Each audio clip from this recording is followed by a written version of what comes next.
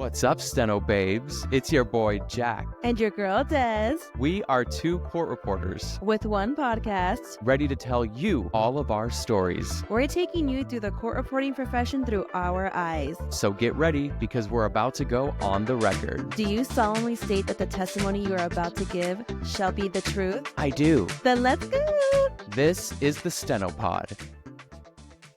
What's up, Steno fam? It is episode 2 of the Steno Pod. I am Jack, and I'm joined by my co-host, Desiree. Hi, everyone. Happy Sunday.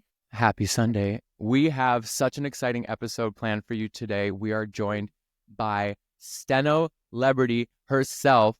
I feel like you are the most famous person in the Steno community. Like, come on. This is crazy. She's joining us for episode 2. It is Miss Whitney Kumar. Hi.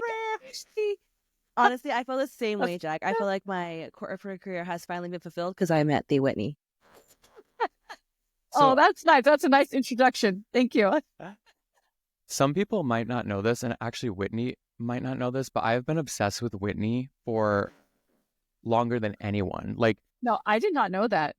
okay, well, you are one of the biggest reasons I am a court reporter. Like, you guys came... So Whitney owns a court reporting agency with her sister, Cameron, and they both came to my school at South Coast College to just speak about being agency owners and whatever, whatever the topic was. But I remember falling in love with the two of you and like chasing you down the hallway after you spoke. And I was like, I'm going to get out of school really quickly. I'm going to do this and I'm coming to work for you guys. Like, that's my dream. This is what's going to happen. And I just like totally manifested that because you guys were remember this. Yeah, you were the Oh, first that's people I so took a job cute. with. You guys were so nice. You sent me a card when I like passed my CSR. I still have the card on my fridge today. Like, you guys have played such a huge role in my court reporting career. So I actually is know so you nice. personally, and it's such an honor to know you and have you as a part of my journey. And now thank you for coming on here. We're so excited to have you. Yes. Wow, Jack, that is so nice to hear. That was really sweet. Yeah, That I is agree. so sweet. I'm so happy that I played some part in this. That Yeah. your manifestation. I love And it. Totally I love that did. you sent him a card. I don't think agencies really do No. that. No, at all. I never got a card for sure. Yeah, So that well, was really Jack sweet. really made an impression on us. So when he passed, we were just so happy. We were like, and we were really looking forward to him coming to work for us. Oh, look at that. You swooped him right up. It was like a match made in heaven. Yeah, Yes, he's ours they now. did. I love it.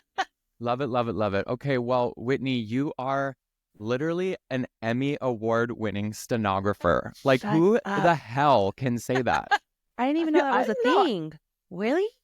That is insane. Yes, That's I- insane. Yes, I have 2 now, actually. I have 2 up here on my 2? bookshelf. Yeah, I know. Oh my gosh, that's Can amazing. you talk a little bit about, like, when you got into court reporting, did you ever in your wildest dreams think you'd wake up one day and have 2 Emmys on your shelf Yeah. in your house?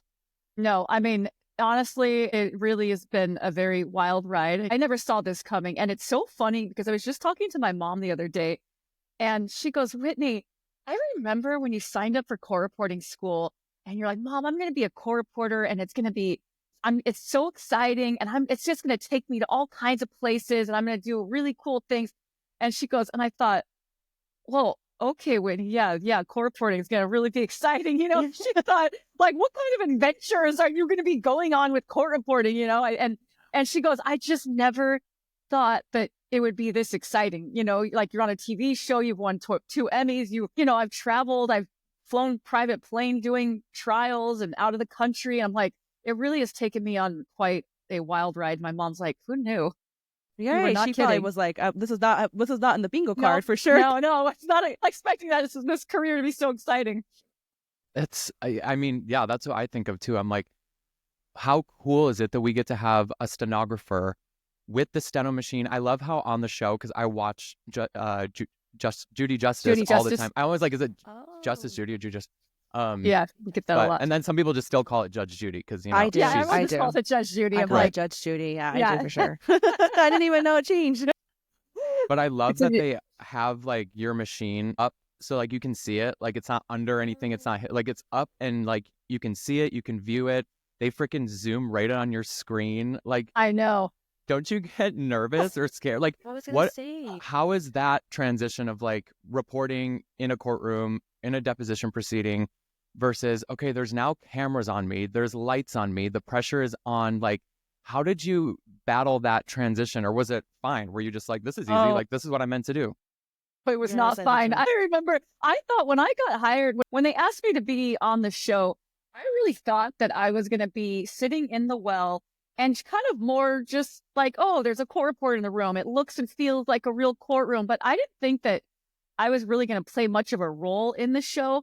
And so when I came out there the week before taping, and by the way, no one even told me no one told me any of this, what my role really was going to be on the show. They just asked me to be on it, And so I went, they go, oh, do you want to come see what the set looks like? We're building it right now, before we start next week. And I go, sure. So I brought my mom and we came in and they said, okay, you're going to be sitting right here next to Judy. I go, wait, I'm on the stage. I'm next to Judy. Oh my No, yeah, gosh. you're a cast member. You're going to be in opening credits. She's going to be talking to you. You're going to be reading back. There's going to be a camera on your screen. I was like, oh my gosh, what have I done? What have I done? I wasn't prepared for this. I was like, Mom, what have I done? And it was too late. There's no going back. So then I showed up the first day and I was so nervous, but it was fine. Judy was amazing to work with, but it was funny. The first day after our tape day, the director and our PR guy came up and said, hey, we're going to interview you and we're going to do some practicing with you on the camera. And I said, oh, okay. So they put this camera in my face and start asking me all these questions, put the microphone up to me. And so I answer all these questions, get interviewed. Then they go, all right, come on, we're going to go watch it now. And so they bring me back to this little room, this dark room with just TVs everywhere, with just our publicist guy and our director. And they push play and they go, hey, okay, take notes. And we just watched my interview and paused it, played it, pause it. And they would just go, see, you're a little dead in the eyes right there. See, we need you to be a little bit when you do this. I mean, I was like sweating. Wow. I go, this is my worst nightmare. I just am not someone I'm used to being the quiet person in a courtroom. So that was a lot for me. So yeah, 4 seasons in though, I'm getting much easier, but yeah, it was a lot. That first few days of taping was a lot. So it's essentially like they recorded you and were like picking apart your little like flaws. Everything. Like, can't do that. Can't do that. yeah, And that's like my worst fear. Everything. It was like, I hate being on camera. So it's like to have like a whole thing in front of me, I'd freak. I don't know how you watching did my it. facial expression, my eyes, the way I answered questions, and they would like, okay, write this down. And I was like, oh my gosh, I could not be. This is literally my worst nightmare. But it was funny good. because It was good for me. I love being on camera when I'm, like I'm a different court. Like, yeah, most court reporters are like, I want to be a fly on the wall. I just want to sit here, do my job. Don't look at me. Don't talk to me. But I love being on camera in different other settings. But I feel like court reporting would be really stressful on camera because, first of all, if you've ever seen a video or like a picture of you, or even on Zoom when you would like catch a glance of yourself reporting, I literally look insane. I don't know about anyone else, but like my reporting face looks crazy. And so now you have to be on national television having your reporter face blasted all over, and they're sitting there. Like, I could not imagine that. That sounds like hell. Jack, it is. So I'm just so used to just my reporter face. And there's a lot going on in the courtroom, and these litigants sometimes are going so fast, and I'm just zoning. And so that very first day of tape, our very first tape day, after a couple cases, the director came up to me in between cases and he goes, hey, Whitney, we're going to need like a soft smile on your face when you're reporting. And I was like, okay. I mean, I've never had to think about what my face looked like. So sometimes when I'm really into it, I have to tell myself, no, okay, sit up and like have a soft smile. Don't look crazy. It's hard. A lot of us have like an RBF face because we're just so like in tune, and we're trying to concentrate, and we don't even realize it probably looks really mean and vicious. Yeah, for sure. And you're on TV, so you have to not only concentrate and hear what's being said, but you also have to have like a good face on. And I could not do that. I could not. I would freak. Yeah, you're amazing. That's awesome. That's so awesome. 1000%. I love that. So I wanted to ask you a question. So being on television, this is the one I want to ask you for sure.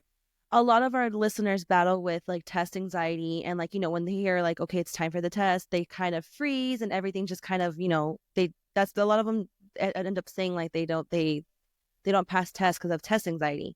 So how do Right. you ever get nervous when you're about to go on the record? Because not only are you going on the record, you're going on TV. So do you ever Mhm. get like nervous when they're about to like, okay, is it like lights, camera, action or something like that? And how do You you know deal what? with that or anything like that? Yeah, I mean, I definitely like the first season. I think I felt nervous every single time she took the bench. And Yeah. now we're in season 4 now, and I'm so much more comfortable. And I kind of have gone through a lot of stuff already these last 4 seasons. I know how to handle things. I've had issues. I've dropped and have been asked to read back and had a camera in my face. I've kind of been through it all now, So My God. no, I don't get nervous anymore. Maybe just the start of the day. It's like, here we go. You just hope that you're all put together. It's all happening. Here we go for the day. But no, it's gotten much easier. It's gotten so much easier. I have to imagine too that the producers and director and everyone is on your side, right? So if some catastrophic thing happens where it's like 5 people talking over one another and all of a sudden it's like, hey, Whitney, read back that last whatever.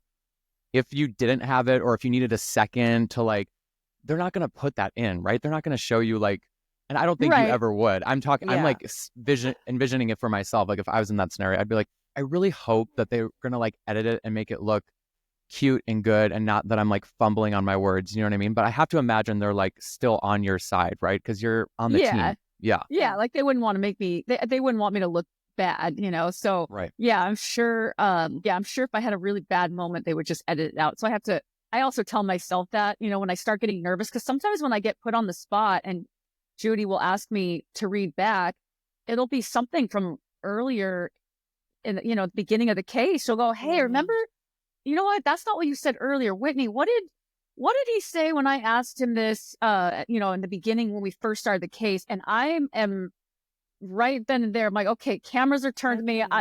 She looks at me, she, ready. And I just have to start doing word searches as frantically as possible. And I'm trying to remember, what did that guy say? Or what would have, and I'm just like, search. And by the way, I know there's a camera now watching, because if you watch the show, you can they'll show me searching. You'll see me doing my word searches and everything.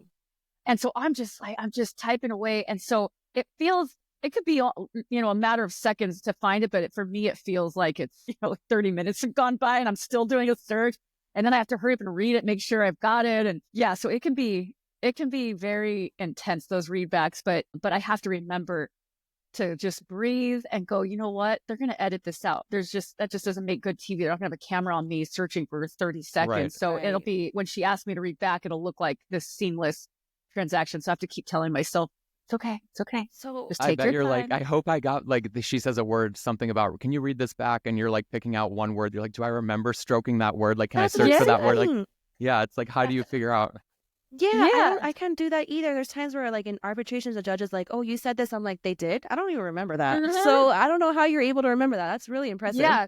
No, and then it's like you hope that you have to get it in the right tense or, is it plural? Because just that one thing I won't show up on my search. So I have to really, dig in. It's very like intense, but. And you have to hope it's there too. You're like, oh shoot. I know. You have to hope that everything just looks perfect, because you're like, when they ask you to read back the question, like the previous one, you're like, oh, it's right here. I could see it. Whereas they're like, oh, can you find this and read it back? And you're like, oh my God.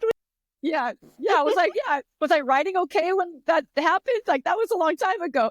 But the other day she did ask me to read back, and there was 2 litigants just going so fast, and I'm not allowed to tell anyone to slow down, and that they don't want me to ask you that. doing that. Yeah. So the very, very first day of taping, I showed up and I did some practice cases, and then I asked Judy, I said, is it okay if I interrupt and ask people to slow down or repeat if I need to? She goes, no, I'll take care of that. She said it like that. I love that. Okay. And she does. She makes a good record, because if she can't hear it or it's going too fast, trust me, she is like, she will tell them. So I don't really have to worry about it. But every once in a while, just writing it, sometimes in the way they speak, it gets very tough. And so the other day, I just kind of dropped. I kind of went like, oh my gosh, I cannot understand this. And then Judy looks at me. She goes, what? I didn't understand that. And I was like, oh my God, I didn't get any of that. Not even a word. So I just looked at her and I go, I didn't get any of it. I couldn't understand them either. And she goes, yeah. And then she goes, okay, see, even my own stenographer didn't get it. You guys need to, slow down and shit. And I was like, oh, okay. Good for That's her. She has always- your back. That's always my go-to, like, to during a job, if an attorney or someone's like, wait, what did they say? Can you read that? And I'm like, I was just going to say the same thing. What did you say? I'm like, I'm right on the same. That's what I, 'Cause- yeah. And 9 times out of It 10, that saves is you. the truth. It's like, if you didn't hear it, I didn't hear it. It's like, yeah, can the person repeat what the hell they just said? Yeah. So Yeah. I feel like So that's true. good. That's good you have them like on your side and everything. Going back with this is what we should have started with, but how did you first like get the call to be on Judge Judy? Oh, Who yeah. called you? Like, what happened? Yeah. What was the connect there? I mean, there's tons of court reporters, but like, why Whitney? I mean, I know why Whitney, Yeah. because she's brilliant and amazing and gorgeous and stunning and talented. But like, how did they find you? How did that happen? Yeah, I get that question a lot. And so they found me because when Judy retired from Judge Judy, Amazon decided to pick her up and start a show and call it Judy Justice. And they wanted to get all of her viewers from Judge Judy and get them onto their streaming platform. She has such a huge following. And so she said, okay, well, if I do this again, if I'm going to do another show, I want it to be like a real courtroom. I want a court reporter that I can talk to and read back. I want a court clerk that I can have doing research right there on the spot. And so the executive producer was like, all right, well, I got to find a court reporter. And so I think what happened is she starts Googling court reporters in Los Angeles. I think that's how she stumbled across LACRA. And LACRA stands for LA County Court Reporters Association. And they're the union that represent the reporters that work for the county of LA. And so she calls LACRA and says, hi, do you guys know any court reporters that would want to do this new show? And they say, well, all of our court reporters work in the courts. They work for the county. They work full time. They won't be able to take days off to film. You're going to need an independent contractor. And so they said, hey, you know what? Try Whitney Kumar. And so they gave them my name. And so the reason, and so I used to be an official court reporter at LA County Superior Court. And then I was laid off when all the layoffs happened. They got rid of all the civil court reporters. But my time there, I was also on the LACRA board. So I was always involved in stuff. So when they gave my name, it's because it was on the board. I worked for the county and I still have all my contacts there. And I'm very big on keeping my contacts and networking. It's so important. And so they thought of me, they said, hey, Whitney's independent now. Try her. So Amy, the executive producer, she called me, says, hey, someone gave me your name and number. We're doing this new show. We're looking for a court reporter. Would you be interested? I said, well, okay, What a call. okay, maybe. Oh my I don't, gosh. okay, this sounds interesting. But of course, I started getting very nervous and freaked out. And they said, well, this was during COVID time. So they said, we can't meet you in person right now. We're not doing in-person stuff. Can you just send us a video of what you look like and sound like? I said, oh, okay. So husband, and he's like, oh my gosh, this is so cool. And I go, I don't know. I don't like to be on camera. He goes, you have to do this. This is so cool. I'll help you. And so that night he helps me put together this video and he does it on his iPhone and he interviews me. I do some outfit changes. He has me on my machine. He has the kids hugging me and he stitches it together with background music. It is like the most beautiful video. I swear it was so professional. VJ. Wow. I know it was Director. amazing. Yeah. So that night I sent it to the executive producer and I said, here you go. Here's me, And so the next day I get a call and from her and she says, hey, we sent your video to Judy last night. We woke up to an email this morning saying she's perfect. I don't even need her. Hire her. I don't need to meet her. I just hire her. And I said, you are kidding me. They're like, so do you want it? I said, oh my gosh, I was not expecting this. It was very it was quick, Mm-hmm. And I said, okay, let's do this. And so next thing you know, I'm signing a 6-season contract with Amazon. And it was just the craziest thing. But it was funny that our wrap party at the end of this first season, the director came up to me and he said, I got to ask you, who did that video for you? And I said, oh, my husband did it on his iPhone, He goes, I mean, they could have won an Oscar.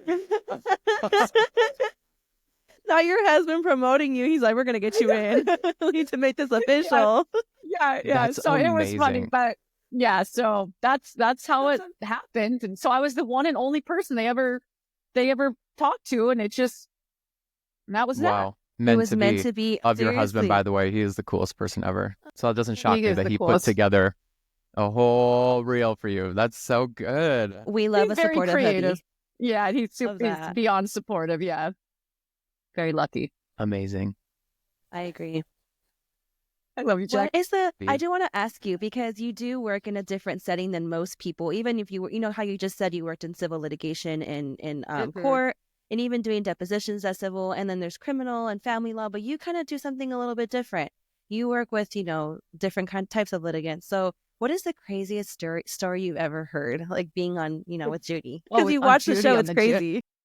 What's funny is probably I've had crazier cases in real life when I worked in family law for 5 years. Yeah. I had some crazy stories. Gosh, I really shouldn't. I get these questions a lot about what's the craziest case I've worked on.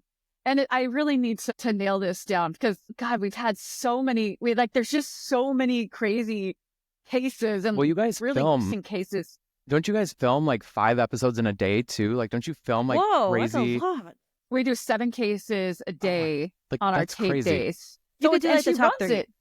it. Yeah. Okay. Well, we had.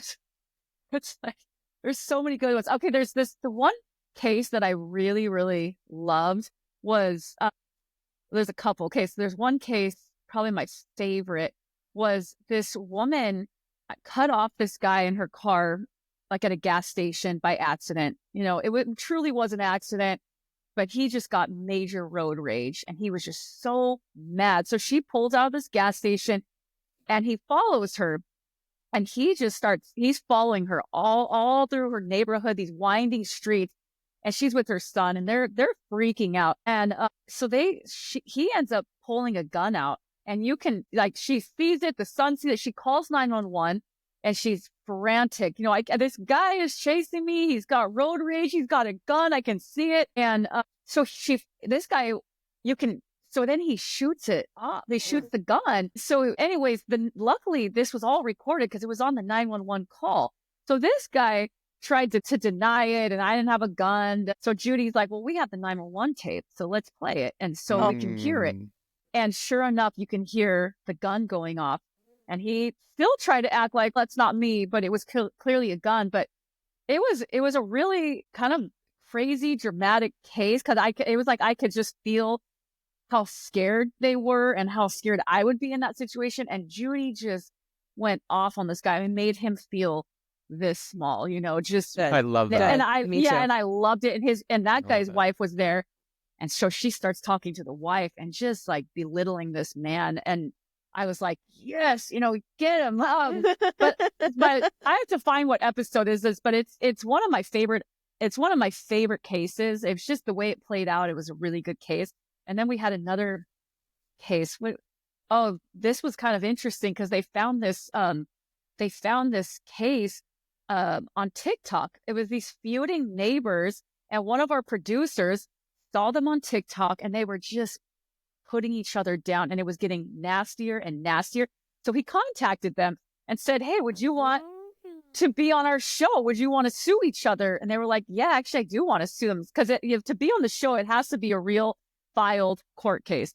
So good. They go and they file their case in the civil courts and they sue each other. And they come on as these feuding neighbors. And it starts off where Judy's kind of siding with one of them. And the lady was just so crazy. She ended up just being so obnoxious. I mean, I couldn't stand this woman. She was just so obnoxious, just complaining. Oh, she parks in front of my house and this is where I like to park. And it just started like that. Oh my God. So it started this feud. Well, I have to put my trash cans here. And it was going back and forth. Well, then by the end, the plaintiff, she ends up saying that, well, she called Child Protective Services on me. And she started posting videos on TikTok that I was pimping my daughter out and bringing men to my home to have, for sex with my 8-year-old daughter. So she's bawling. It was so sad. And she was just like, so Judy, of course, is just goes off on this defendant. I mean, goes off on her. This woman's crying. The whole thing was really sad how far it went. And then just to bring the child into it and to accuse her, it was a really good case. But those were like my favorite cases, I think, to watch. Like if you had to pick episodes, those are the two I would say watch those. Those are going to be really good cases and they're interesting. and Judy does her thing and it's just perfect. But yeah, I mean, I know we've had some wilder cases, but I have to, there's a lot of them. I have to really dig in. Don't you love when the judge, this is what I loved about work, I'm loving about like starting to work in court more. I just love a judge that goes off on somebody. I'm like, please, I will sit here all day while you yell at, I love when they yell at attorneys too. Like anytime a judge is just like laying into someone and they're speaking slowly with conviction and they just make you feel like you are the tiniest person in that room. I'm like, I will sit here all day and type this. It is so satisfying. I love it. Agreed. Me too. Agreed. And I think that's what makes Judy so fun to watch. And the thing is, these people that are coming on the show, most of them deserve it, because you hear a lot of things. Oh, Judy's just so mean. I don't like to watch her. She's, nasty. And now that I'm part of the show and I'm watching it in these cases and I'm hearing just the really crappy things these people are doing, I am just loving it because I work with a judge. Because when you're in real court, I mean, judges can't go that far. I mean, they have to still stay, neutral and professional. But that's what's fun about working with a TV judge. There's a lot more leeway. And so I think that people like to watch her because they like people getting just served justice, like watching them get, humiliated or feel this small. It's like they deserve it. They did some they just deserve it. And it's nice to see them get what they deserve. You touched on this for like 2 seconds, but I want to go back to it and I just want to clear the air, put it on the record that the cases on Judge Judy Justice are real.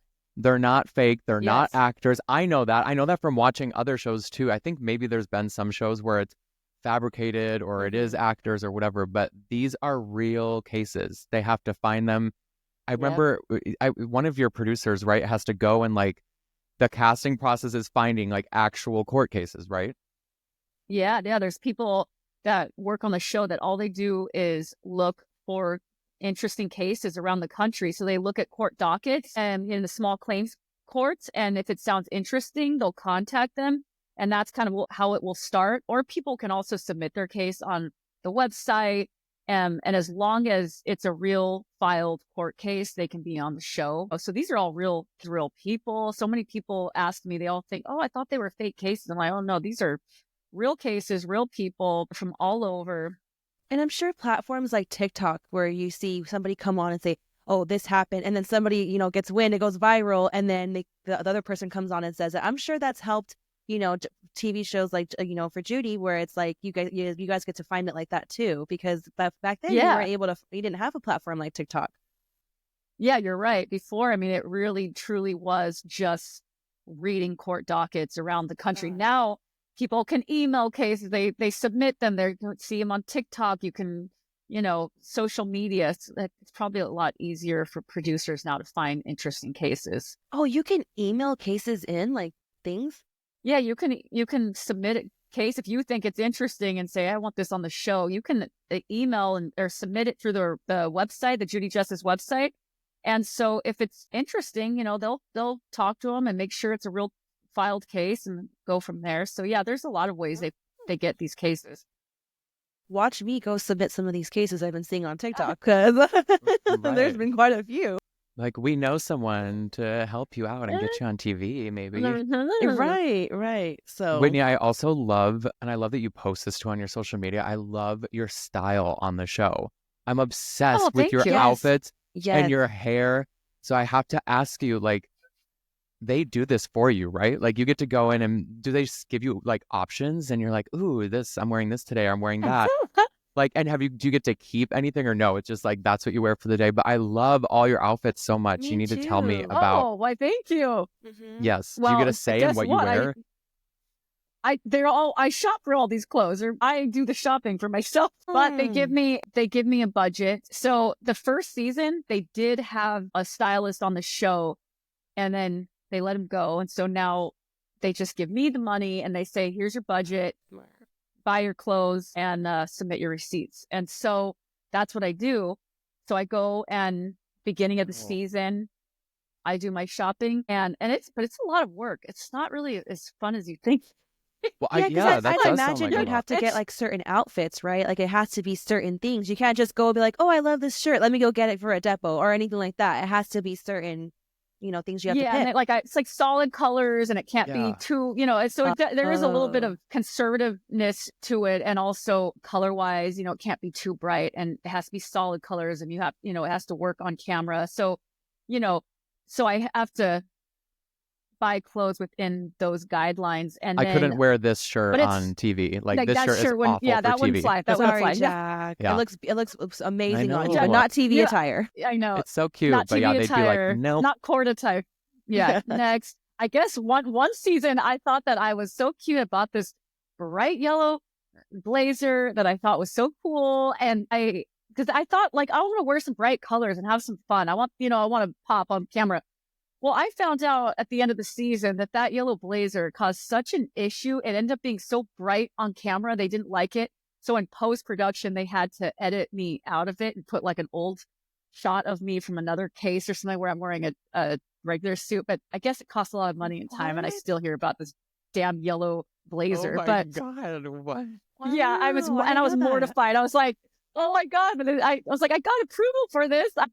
But no, I guess they didn't like it on camera, and it was very embarrassing. But yeah, I buy my own clothes. I have everything in my garage. It doesn't even fit in my house. I have racks in my garage. I don't even know what I'm going to do with these. So I'm thinking, yeah, it's a lot. But it's a lot of work trying to find nice work clothes, especially suits. They're expensive. And so it's not that big of a budget. So I'm like, I'm looking for sales using points. Okay, what can I get with this? That's going to give me, it's a lot of work. And then I have them sent here. I try them on. I have to go then I package my returns. I spent a whole day returning these things, but it's like a full-time job, I tell you. We should do a court reporting fashion, because a bunch of students will always be like, what do I wear? What should we wear going to a deposition? What should we wear going to court? So we should do a court reporting fashion show in your garage, or we can have it somewhere else. But we totally can just should. Be like, you can wear any of these. Yeah. And, I'm putting some clothes aside because they're from older seasons, or I'm just, I've had to go up a size. They're a little small for me now. So I'm like, I was thinking I'd put something together where other reporters and professionals can bring in some suits or professional wear. And so newbie court reporters coming out of school can come and pick up some kind of shop, just donate them to new students. That's such a good idea. So I got some great suits. Because Jack and I were talking about this not that long ago. Jack's been working in court, but even when I go to certain proceedings, I see other reporters, and this is not to bash my fellow colleagues. I love all of you, but there have been some disappointments where I'm like, we're really wearing this. I had a friend who really said I wear shoes to court, and I thought, there's no way we could be charging this and show up like this. So I think that if maybe we could do something like that, because it would motivate students to want to dress cute and want to look nice, right? Because first impressions always count. Yeah. Oh, and I've had, and I own a court reporting firm, so I've heard it all, I've seen it all, and I've had clients call me and say, this reporter you sent looks like she's wearing pajamas, and and they didn't want her anymore, and they said, don't send her back just because of her clothes, and I was like, oh my gosh, and so, yeah, sometimes I think maybe these new reporters coming out don't know how you're supposed to dress in a deposition or in court, so yeah, it is important. So bad. It really does. So I've seen it all. I was in court a couple weeks ago, and this woman, and I know she is not a new reporter. I know she's a seasoned reporter, but she literally was in you guys, it was like a tracksuit. I mean, it literally looked like she came from a run on the beach. I was like, what is happening? What is happening? What? A tracksuit? Oh my gosh. And on top of that, she was she rolled in, because I was doing a hearing. Sometimes there's other reporters there taking other, matters and stuff. And so she rolls in, she sets up, she was super loud. She was talking to herself while my case is going on. And she sat in between the attorney that I had to listen to and myself. And I'm trying to hear him. And she's like, oh gosh, it's one of those days. I mean, she's talking out loud to herself. And I was like, God. I'm used to if a clerk scans a document and the printer goes off or the door slams but another court reporter acting like that, right. where did you learn this decorum for the courtroom? And why? How are you dressed like this? What is happening? It's your own people too. And we charge. I don't. Court reporters, we have such a bad rep for being crazy. So I when you see that when you see that, you're like, well, yeah, okay, that Listen, I'm that tracks. crazy. I'm crazy. I'm sitting here having, a glass of wine while we record this. I'm fun. I I'm a little can crazy. record me But off the too. record, I'm a you're little crazy. crazy. Off the Yes. record, right? Well, of course, Off but the when I get in there, record. it is time to To roll. perform. Like there might as well be a camera on me. Like you have to act like Yeah. that. You were walking into a room and you're selling something. You're selling yourself. You're selling your work product. You can't act like that. You can't dress like that. Right. It's so frustrating, especially for us that do take it seriously. And that's what I Right. love about it is we are fun. I mean, Whitney and I we've all three of us, we've partied, we've done it all. But Right. when it comes to like our job and what we have to do, like we put on the armor, we we take get in it. there and we take it seriously and we produce a good work product. But yeah, I feel like that's getting lost in translation somewhere and I don't know where. But I know. And it's like you want to fix it Yeah. and you just don't know where to start. And Whitney, also, you are an agency owner. I don't think we covered that. You do own an agency. And I think that a lot of reporters don't realize you're the middleman, right? From the reporter and the client. And I think a lot of reporters seem to think attorneys don't care. That's the thing. They don't care. They don't notice. But I would love for you to say they do notice, right? You do get a lot of they feedback. notice.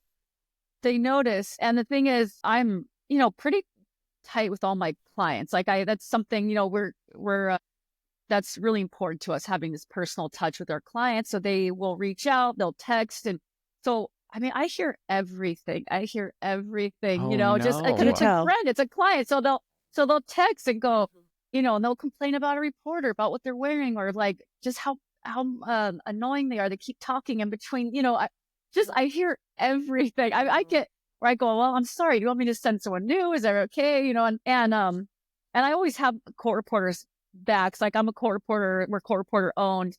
So some of the things I go, no, you stop complaining about that. But a lot of times I am very surprised just how many times I've had to get involved because the court reporters just. Have any of them ever complained about me? Any of your clients? All the time, Jack. All the time. Jack, I will knew tell it. you. Yeah. I knew you were a fraud. I'm just kidding. Yeah, knew it. It's the loud shirts, Jack, we get nothing but compliments about you. I will tell you. I mean, when people go, oh, we just love your reporter, Jack. We just love Jack. Can you? Oh my Jack? God. Stop. We get That's that amazing. That's what I say. I go, oh my God. I will say I have gotten Not very Jack. close. I have gotten very close with some of your clients. Like I love Allegra, and we're actually going to have her on I the was going podcast to say, Allegra loves you.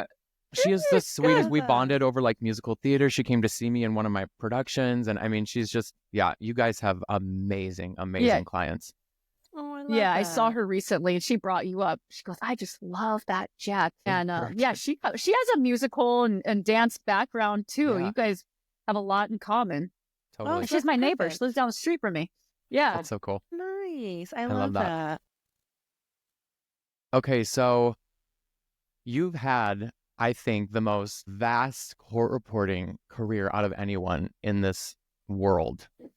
So this is going to be a hard question, but can you think of like, and it doesn't have to be super specific, but can you think of like your top 3 highlights of your entire career? And this could be walking on the red carpet at the freaking Emmys or getting your Emmy, sent to you, or it could be, I know you did the Britney Spears case. So you could talk about, I mean, you've done crazy, high profile, amazing things. Do you have like 3 things that when people go, what have you gotten to do in court reporting? You go, oh yeah, this, and this are the most wild experiences I've had in this career. Well, I'm like so I would ready. say, okay. I mean, honestly, like my time at LA Superior Court Family Law was some of the most exciting reporting I've ever done. So like Jack said, I reported the Britney Spears case. I reported Mel Gibson's case. And I reported the big Dodger divorce, the McCourts. Now the Dodger divorce Shut was up. No, you didn't. I did. And it was so exciting and nerve-wracking. So that was probably my most exciting court reporting case and moment in my life that I will always remember, was getting that case. And it was the biggest case that LA had seen in so long. And it was a big, big deal. And so when it got assigned to my courtroom, I was like, oh my gosh, we're getting this case, And so I remember all the attorneys on this case called me and they said, hey, so, we're going to be in trial. We're going to need same day roughs, then dailies by morning before started trial, printed, bound, because, we're going to want real time. And can you do it? And I said, yeah, I can do that. Sure. And I had never done real time in my life. And That was I your had first done, time?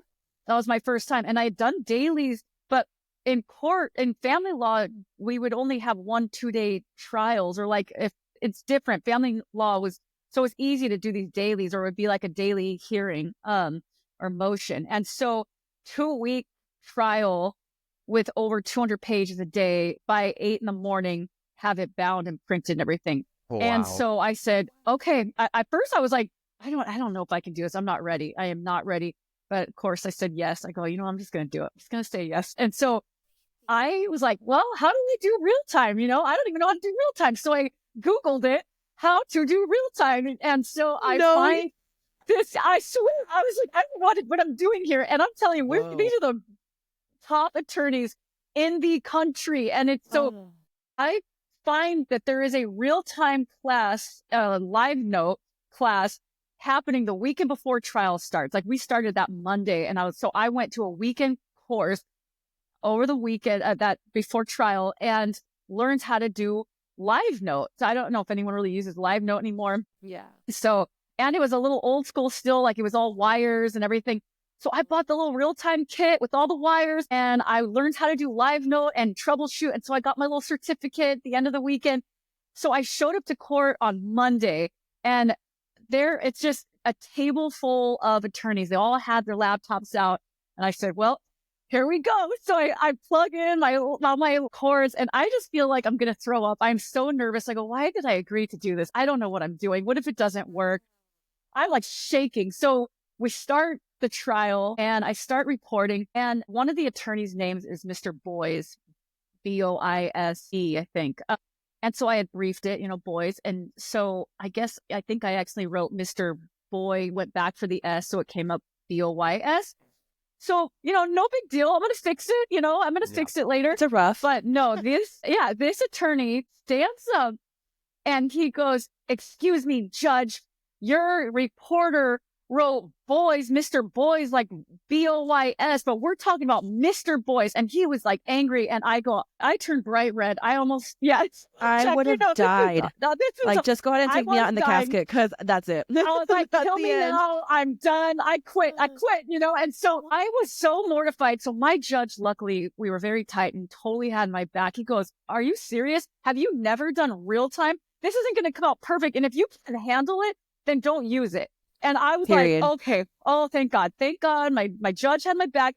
So we just kept going, because I'm just nervous. I just feel like I'm clunking away. And so anyways, 2 weeks go by. I'm getting comfortable. I'm pumping out these dailies. I'm working with this great scopist and proofreader. I'm getting to my office early in the morning, and I'm printing and binding and passing them out. God. And so it was intense. Like, I don't even think I slept for 2 weeks straight. So I get done with this trial, and I made a ton of money on this trial, like the most I'd ever made. It was unbelievable. I think I used this to put a down payment on my house at my first home that I bought. Oh my And gosh. so at that same attorney that called me out that very first day of trial came up to me on the last day, and he shook my hand. He goes, I have to tell you, that was some of the best real time I have ever seen. I could have printed those transcripts out and just used them as finals. And I said, thank you. That means so much to me. And so once I got my little jitters out the first day, I was like, I had my briefs going. I was getting the hang of it. I knew the people. I knew the attorneys. And by the end, my real time was really good. And so that really changed, I think, the trajectory of my career. Was like that moment. And so after that, I was like, give me all the real time daily trials. And so I would. I really don't like to do trials unless I'm doing real time and dailies. But yeah, it changed me. So I loved that trial, and it was really neat working with the media.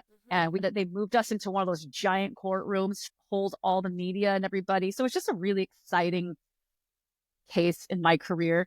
But also, so that's probably my favorite. And then Britney Spears, man, I loved that case. I mean, there was so much going on, and it would be all over the news, and I would come into work, and they'd come in on an ex party, and I would just get to hear all this stuff, that nobody else knows and still doesn't know. Like it's all under seal. I still will never be able to really talk about it, but dang it. It was just so exciting. Yeah, but seeing Brittany there and with her dad holding hands and just daddy, daddy, like she was like a little girl, and then we had to feed her candy all the time because she liked sugar, and yeah, it was just that was a fun time.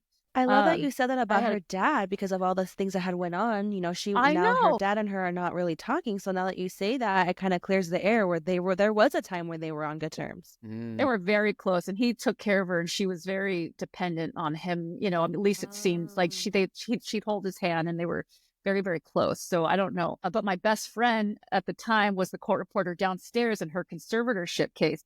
So I had her family law case and custody and, you know, Kevin Federline, all this stuff going on. And then she'd go downstairs and she had the conservator stuff going on in probate court. So I knew everything. What a time for her. I don't think anyone's ever had two cases like that. What a time. That's wild. Yeah, it was great. It was. And my friend who was downstairs, oh, this is so gross. I don't know. I'm going to say it. Say it. I think you told me this before.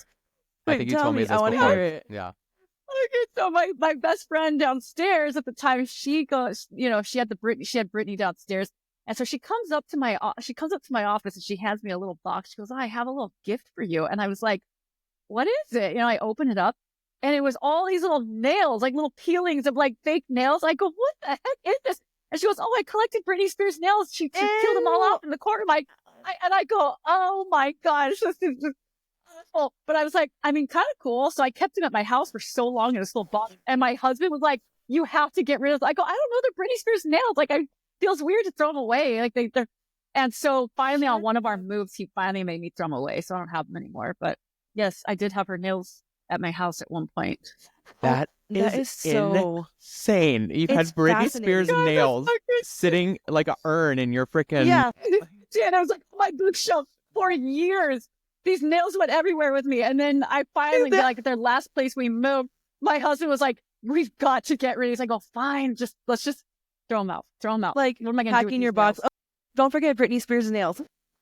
That is the craziest thing I have ever heard in my life.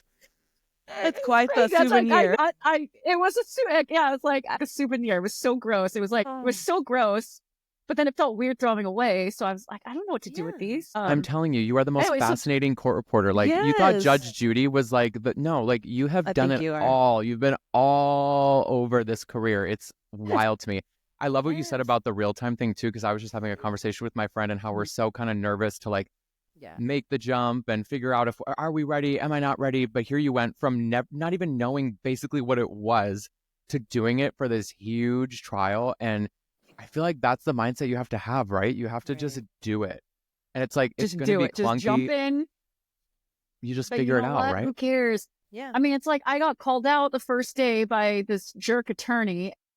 Of course. But like, it doesn't matter. It didn't, you know, it's embarrassing, but it didn't matter, you know, in the end. In fact, I won him over, but you just got to do it. You just got to do it. I always tell people, and I just dove right in. You know, and that's the only way to do it. You're never going to be like, okay, I am fully ready. Like, it's just going to be, you have to just jump in. Just jump in. And honestly, doing real time just makes your writing so much better. So once you're doing real time, places where you would have kind of maybe dropped or just, you know, when you're doing real time, you're so laser focused that your real time is just going to be incredible. You'll be surprised at how well you perform when someone's watching, you know, and so you'll be just fine. My best writing comes from real time. It's crazy. And when I always tell myself when I'm out of real time jail, I'm like, it's my worst writing because I'm like, I don't have to be so perfect. And I'm over here like just a mess. My best days come from real time. Just do it, Jack. Just do it.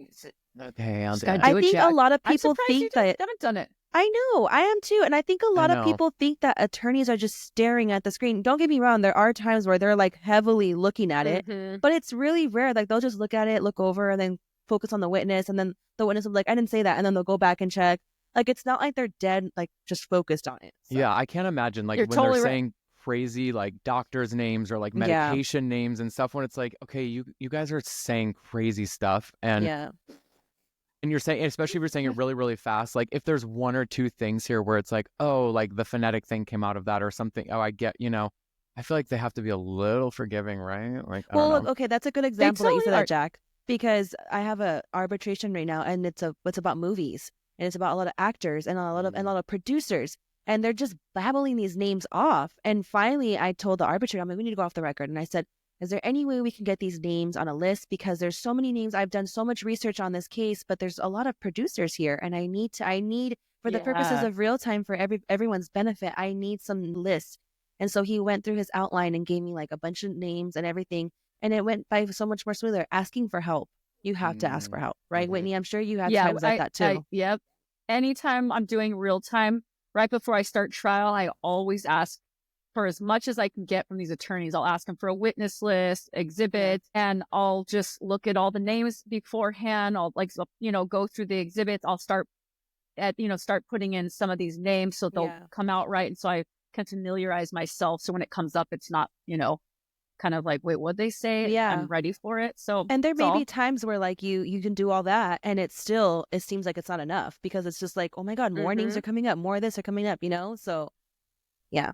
So just do it, Jack. Just do it already. Okay, I'm going to do it. I'm going to do it, guys. Just do it. Just check the water. Well, I want to transition now to a new segment that we're going to implement every episode on the Steno Pod. Des and I are huge fans of true crime, any kind of all the Netflix documentaries, all the stuff. I'm always watching Dateline constantly. Like, it's my favorite thing ever. So we want to have a case of the week that we bring up, we check in on, we see what's happening, and we just talk about it and see what's going on. Des is really familiar with what's happening with the Menendez brothers case. I watched like the documentary, I watched the Netflix series, but I'm not up to date on like what the current thing is with that case. So what's happening? Can you tell us both what's going on? Yes. So for those, just really quickly, a little brief overview for those of you that don't know, the Menendez brothers have been in jail since about like the 90s for killing their parents. And so recently they've been in jail since like 1990, and now recently they filed for it's called a habeas corpus. I'm probably saying that wrong. They filed a petition. Okay, good. Yeah, that's right. They filed a petition because they are saying that there's been new evidence that wasn't presented in their trial. So basically, they had stated that one of the allegations was a former band member of the band called Menudo was raped by Jose Menendez. And that is the father of the Menendez brothers. Okay, so then the second piece of evidence was Eric Menendez, one of the brothers, had wrote to his cousin 8 months before the murders and said that his father was molesting him. So that was not brought out in their trial. Right. So they filed this petition because they're like, this is new evidence. It wasn't brought out. So can we get a new trial? So at the time, social media got wind of it, obviously, and they thought it's time. They should be out. They've already paid their debt to society. Like, let's get them out. Well, so their district attorney at the time for Los Angeles, George Gascon, he had basically recommended for them to have a new trial. He's all about that, just getting them out of jail. Well, unfortunately, come November, the election time, George Gascon gets, he's no longer the district attorney for Los Angeles, and a new DA comes in his name is Nathaniel Hockman, and he basically, so they the reporters are like, hey, you know what? George Gascon had asked for the brothers to be let out, or for a resentencing. Like, are you going to do the same? And he's like, you know what? I'm going to need to review this case, which I completely understand. It's kind of like, hey, let me get in the house first. I just got here. I'm just moved in. Like, let me get my my clothes up. Like, come on, give me a minute. So basically, come to February 20th, he announced that he would be denying the petition, and he says that he does not want to have them have a new hearing or a new sentencing. So the DA had argued that the new evidence that the defense presented, it wasn't credible or admissible, unfortunately. But social media got upset and said that's not right. These brothers, they were upset.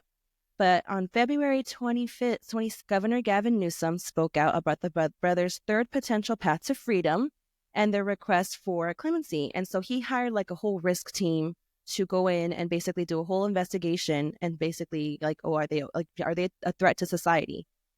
But ultimately, this decision still falls on the new district attorney, Nathaniel Hockman.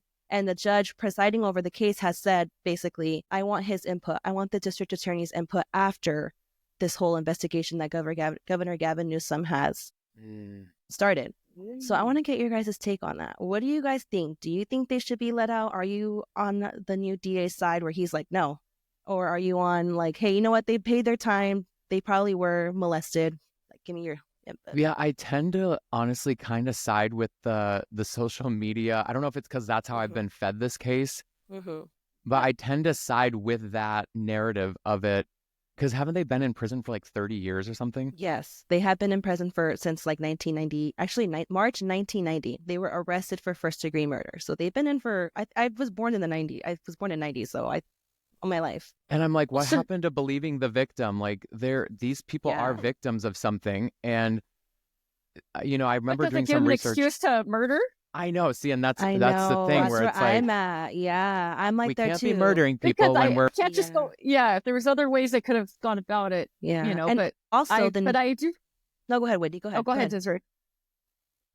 Oh, I was just gonna say, Jack, I'm kind of the same way though. It's like, well, I do feel like this evidence should have been allowed in, and so, I mean, that's pretty crucial. If their father was doing this to them, I don't know. Maybe they've paid their time, and they should be allowed a new start. But Well, I saw one of agree the with brothers that. started like something in prison. He like does work with people who have been sexually abused, and they have these meetings, and so it's like Oh, they've that's done the good. work of like, yeah. So I see that, and I'm like, well, I don't know. yeah, It's a really slippery slope. It's a sticky situation. yeah, But I Yeah. do think it's fair, like, to request a new trial and have that evidence put forth. I mean, I feel like that's the fairest thing to do. And then from there, see what happens, let the agree. system do its thing. But like, it is weird. Yes, so that's the yeah. thing too, was, when they're in their trial that was brought up, the sexual, harassment and all that was brought up, and the judge barred it from being entered. So they tried to say like we were being molested, and the judge barred it. He was like, no, this evidence is not coming Oh, in. so the judge at the time did know, but didn't Mhm. let it in. Didn't let it in. And a I lot didn't of know people that. don't know that. They don't know that Yeah. that's why they're, basically that's kind of like, I feel like what sealed their fate. And, the prosecution argued, well, 3 days after they murdered their parents, they went on a huge shopping spree, where the defense was like, well, yeah, they went shopping because they've been molested all these years. Like, and so they're like, yeah, like but they you were don't go 3 now. shopping. Yeah, You don't go shopping after all this, so that's where they're at now. So I'm kind of like with both of you, where I'm like, they should be let out, but I'm also like, I don't know, like are they really a threat to society? I don't think so. Oh, well, I'm I don't super know. curious. I don't know. We'll definitely Yeah, it's stay on top interesting. of that. I think I that's, mean, I yeah, wonder 'cause what would I'm have like- happened if that evidence was let in the first trial. I'm sure they would have still gone to prison, but maybe not for life. Maybe they would have been done 20, 30 years and gotten Good out, point. but Maybe done like 15, right there, because now they're up there without parole, so that's why. because they're too. yeah. So I wonder what that would have done to the outcome. I mean, I think they still would have gone to prison, but maybe not for life. They would have been able to get out after a certain amount of time. But That's true, who because in knows? today's world, if that happened, that probably would have been the case. Totally. Yeah, they may not have gotten as much time. Well, Yes. we'll keep abreast on that situation and Mhm. see what happens and keep talking about it. Before we close out, though, we want to add another new element to our podcast. We want to close every episode with a brief of the week. And this week, I'm taking it because I have a word that has been tripping me up constantly, because it's said in every single proceeding that I'm doing lately. They say it every single time. The court says it very, very fast. And I just need something. And I hope you guys have something for me. Please, I need a brief for appearance. What is it? What? You don't have a brief for You don't appearance? have a brief appearance? I He- write appearances. No, it has to be, my brief No, is you- PAERNS, all in one stroke, appearance. Me too. Okay. Appearance. That's yours, both of you? Whitney? Is it really? Yeah. It's literally that. Okay, Jack, well, I come guess on. I'm doing PAERNS or Z. You could do S I or C. think I do a long E, P long ERNS. That works too. Okay. And then I can just Major do Z for appearance. like Yeah. appearances. Yeah, that makes sense. Okay. Yeah. I cannot believe you don't Ooh. have a brief for that. Isn't I that the thought it was dumbest going to be thing? like a Crazy, Jack. 4-stroke word. I was over here like Me too. I bracing thought- for it. Me too. I was like, I cannot appearances. Really, Jack? Well, me and I learned the same. We learned the same theory That's true, and we went to the did, we same did. school. And you and I both know that theory is stroke intensive. Everything out. We write Really? everything out. Everything But is Is written it out. Phoenix we theory? learned to write. It's the Gonzalez theory. my RWG gosh. or something theory. Yeah. So you guys stroke everything out? Everything. Everything. So yeah, but it's like to prepare us. So when you get into some depot or anything, and it's your first time hearing this testimony or this type of a, expert or something, you should be able to write everything out. So people are super dependent on briefs, have a harder time with new type of, testimony and things like that. True. So I think it did better prepare Yeah. us, me at least. I know I feel very prepared. You can throw anything at me and I'm just going to write everything out.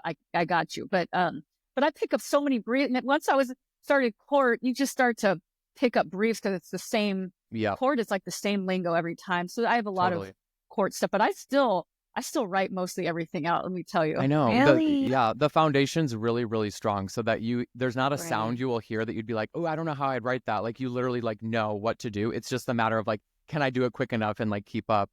But Yeah, so I that think there's makes pros and sense. cons to it too. Yeah, for sure. Yeah, because my theory has a lot of briefs, and there's times where I'm like, I got a brief for that. What is it? What is it? And I'm thinking, whereas you And that's- guys, it's yeah, just no. writing it out, right? There's no we no just write it thinking. out. Sometimes That's those kinda briefs smart. will get in your head and you get stuck because you're like, I know I have a brief for that. I know what, Mhm. and then all of a sudden now Yeah. you've dropped like 5 words where she just True. wrote it out. It may have taken a little more work, but you would have gotten everything. So It's more second nature I'm for a you big- guys. I really love our theory. Mhm. That's Totally. good though. I think the one that came up for me was subsidiary, and I was like, oh, like I had a brief for it, Oh, yeah. and I just kept trying to think of it, and I was like, fudge, but then I had to like hurry up and stroke it out because by then you're like trailing and you're just trying to catch back up. Yeah. So I would have written that whole thing out too. Me too. I do too. I hate it. I hate it. What? Oh my God, know. I'm dying here. I hate it. I was going to say, I mean, like, are you guys on Eclipse or I'm sure other softwares, but while you're writing, if a word comes up a couple of times, it suggests a brief. And I love that. The I mean, I brief get so many of my, and all of a sudden Me I'm too. writing, I'm like, I'll keep an eye on it. I go, there we go. That's what I'm going to use for the rest of this, And they come depot up or with good hearing or ones something. too. They do. I love Yeah. briefs. So that's a big help. I do get offended though, really quickly, Doug. I do get offended when I'm have like a freaking medical doctor and I'm trying to get a brief for like orthopedic or something, and it comes up with a brief for like I'm like, I don't need a brief for that. I need a freaking brief for I know. orthopedic. And I'm like, it's so offensive that you see all these hard Yeah. words and you're coming up with like these easy, like you know what I mean? I kind of get offended by it. I totally agree. Sometimes I go, that's what you guys are going to suggest for me for briefs. Like you're not picking the hard multi-syllabic word. You're going, it's so funny. I totally agree. Or the It's a brief it little comes off up with sometimes. is like so hard to stroke. You stare at it and you're like, there's no way I'm Yeah. stroking that. There's Sometimes it no way literally I'm looks doing like- it. letters. Every possible key on the thing. You're like, what? I'm like, I got my, I'm like, this is now taking me 30 minutes to get my last finger on that brief, Right. suggestion. So I'm like, forget it. True. Well, this was unbelievable. We are so, so happy, so honored that you came on and spent time with us. We can't thank you enough. This was amazing and so, so entertaining. So thank you so much. Whitney, Yes. Kumar, everybody. Tune in. Judy Justice is airing right now, isn't it? Yeah. Well, we're in the middle of taping season 4. I don't have an air date for this new season yet, but yeah, all 3 seasons are out right now. You can catch Amazing. I'm her gonna go on watch it. Amazon Prime. Amazing, amazing show. Thank you so much, Whitney. We love you so much. Thank you so much. And you are our Thank you very for first having me. guest. Yes, the Yay, students are this going to was so love fun. you. I could amazing. talk court reporting all day. I love it. Thanks We so loved much it. for having me. This was so fun. Thank you. Love it. We love you. We love you, Whitney. Love you. Bye. Bye.